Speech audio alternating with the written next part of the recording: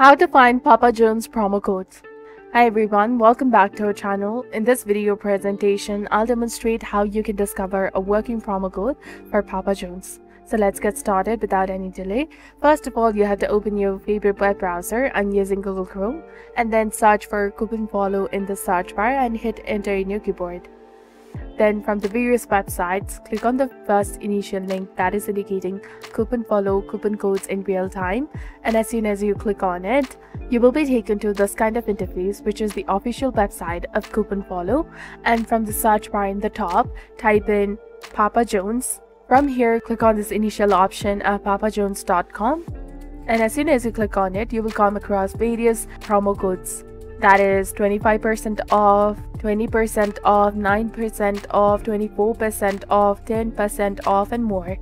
Locate and choose any of the promo code you'd like to look up for and click on See Details option. Simply copy this code and click on Redeem at Papa John's. And it will take you to the official website of Papa John's, where you can easily go ahead, then choose your country and log into your Papa John's account, and during the checkout, paste the copied code in the redeem code section, and that's all there is to it. If you like more videos on this topic, please comment below and we'll bring you more tutorial like this soon.